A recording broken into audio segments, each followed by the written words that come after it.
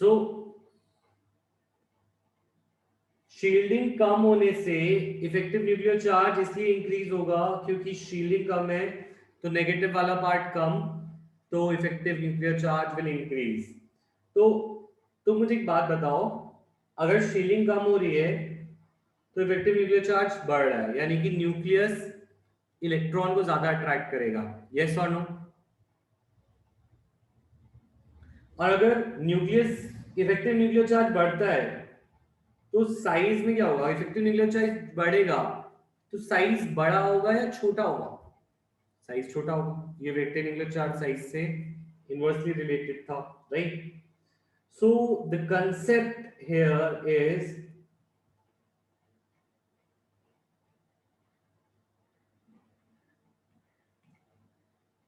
इसका आंसर क्या है? 4f के आने से shielding is less, shielding is poor, ठीक है? 4f के आने से शील्डिंग इज पुअर, और शील्डिंग पुअर होने से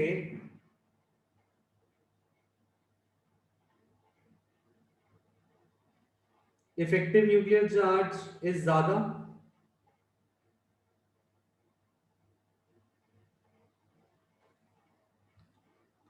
और अगर इफेक्टिव न्यूक्लियर चार्ज ज्यादा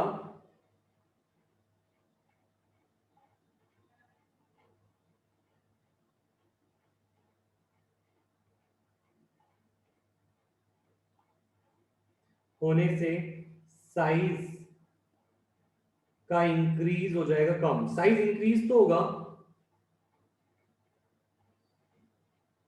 पर वो कम इंक्रीज होगा।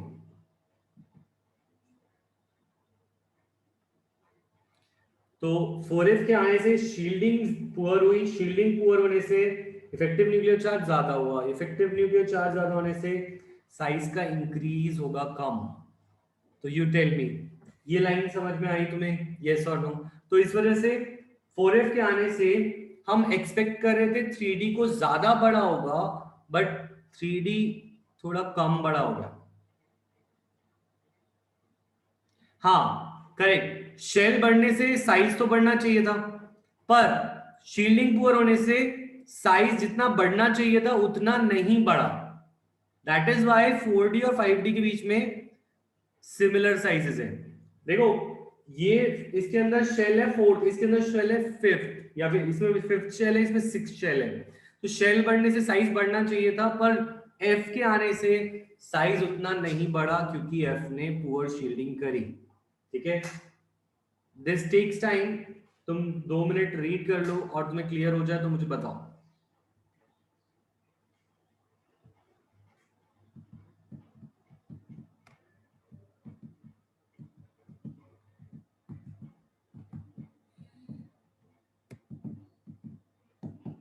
नहीं, अमीन्स की आज क्लास नहीं।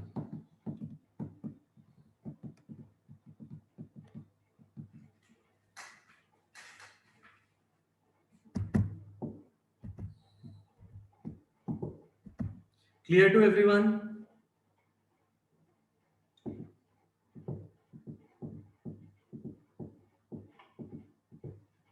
ठीक है, गुड।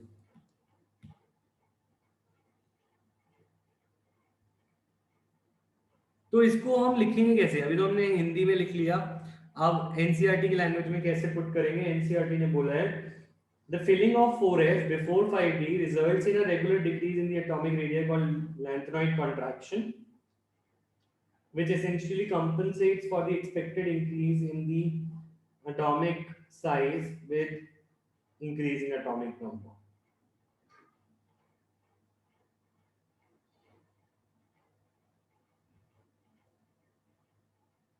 एक सेकेंड, इसको मत लिखना, ये रहने दो।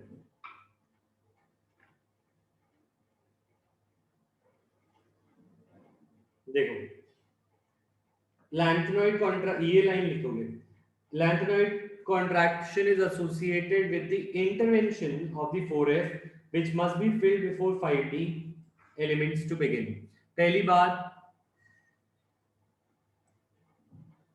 देखो, ये चीज phenomena in which इंटरवेंशन मतलब 4f इंटरफेयर कर रहा है और 4f पहले फिल होगा 5d से। ये लाइन समझ में आई कि पहले इसमें 4f फिल होगा then 5d। This line is clear, yes और नो?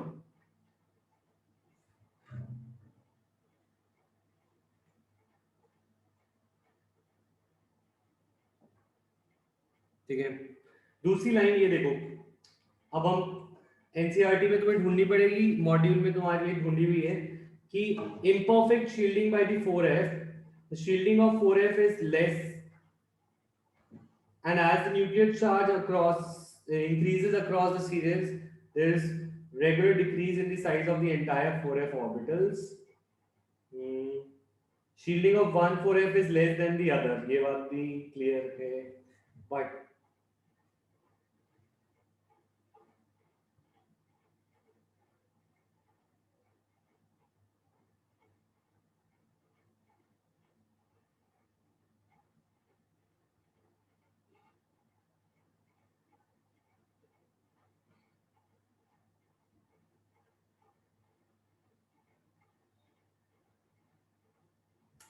तो देखो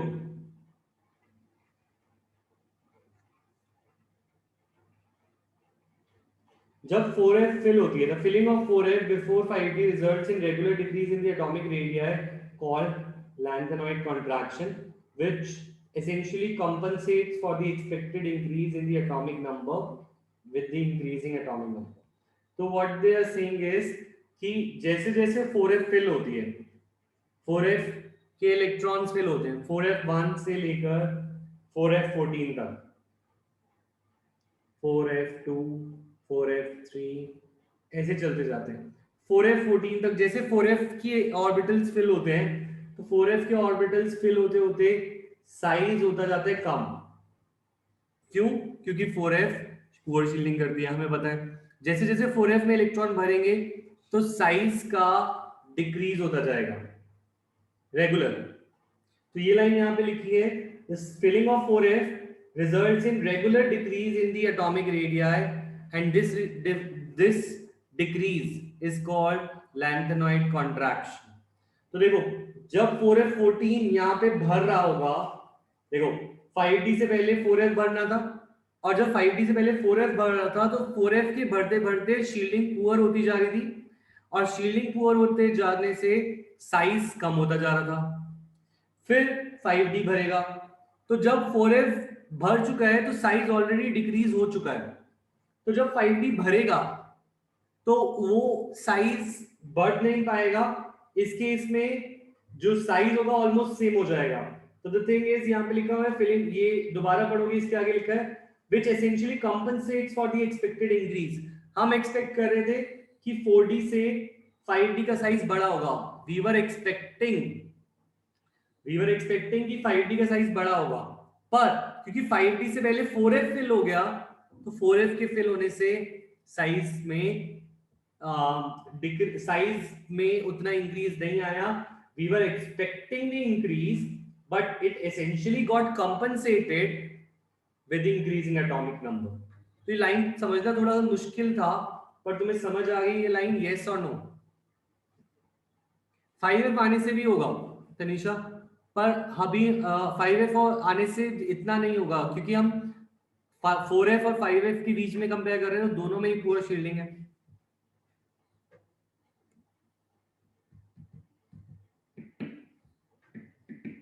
पर जब एक जगह f है नहीं और दूसरी जगह f है, that is 4d 5d series में, तो ये इफेक्ट ज्यादा आएगा तनिषा।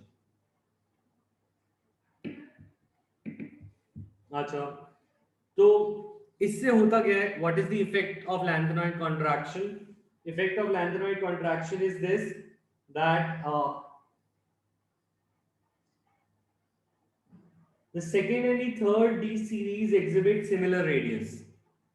जिंक्रोनियम और हैफ्नियम have very similar size। जिंक्रोनियम और हैफ्नियम दोनों अलग अलग सीरीज में है। जिंक्रोनियम का साइज है 160 पिकोमीटर एंड हैफ्नियम का साइज इज 159 पिकोमीटर, 1 पिकोमीटर उससे भी लेस है। तो जिंक्रोनियम और हैफ्नियम का साइज ऑलमोस्ट सेम है। जबकि वो अलग अलग शेल्स में भरते हैं. So this is one effect of the lanthanoid contraction. ठीक है.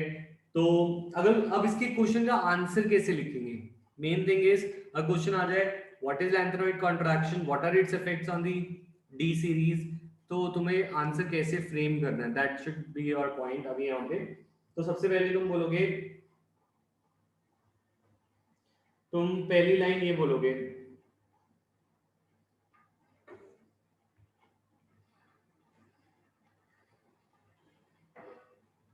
दैट लैंथेनॉइड कॉन्ट्रैक्शन की डेफिनेशन है ये, filling of 4f before 5d results in regular decrease in the atomic radius, which is known as lanthanide contraction. This is lanthanide contraction. This is point number 1. ठीक है. अब तुम बोलोगे कि इसको कंटिन्यू भी कर सकते हो. It compensates for the expected increase in the atomic size with the increasing atomic number. इसको पूरा कंटिन्यू कर दिया, ये फर्स्ट पॉइंट हो गया. ठीक है. अब इसकी वजह से होता क्या है, इसकी वजह से होता है कि radius of the 5d series, this is the definition, ये क्या थी, this is the definition of lanthanide contraction and this is the effect on the d orbital. इसका इफेक्ट d ऑर्बिटल पे कैसे आता है कि थर्ड सीरीज यानी कि 5d का सीरीज का साइज 4d सीरीज के साइज के ऑलमोस्ट इक्वल हो जाता है.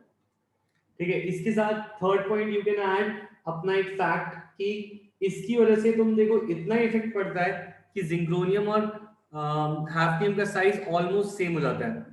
और साइज सेम होने की वजह से इनके अंदर केमिकल एंड फिजिकल प्रॉपर्टीज भी सेम हो जाती हैं, क्योंकि एटॉमिक साइज से ionisation enthalpy, electronic enthalpy etcetera बहुत सारी चीजें इफेक्ट करती हैं. तो दैट इज व्हाई 4d और 5d की ना सिर्फ साइज सेम है, साइज पे डिपेंडेंट जो भी प्रॉपर्टीज हैं केमिकल और physical, they both are also similar and it is due to the 4f, it is due to the lanthanoid contraction.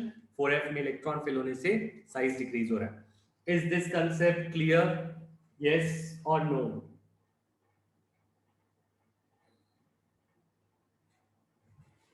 इसका आंसर तुम्हें फ्रेम करना है अच्छे से बुक की लैंग्वेज में, और तुम्हें डायग्राम भी, अगर तुम डायग्राम तो चलो एक रफ हैंड ग्राफ बना दोगे तो अच्छा रहेगा, अदरवाइज नहीं भी बनाओगे तो भी चलेगा, but language should be same. ठीक है. तो अब मिलते हैं मंडे को. ठीक है. मंडे तक अच्छे से पढ़ना, होमवर्क मैं थोड़ा ज्यादा दे दूंगा तो होमवर्क कंप्लीट करके रखना, डेली होमवर्क कंप्लीट करना. ठीक है. Type present in chat.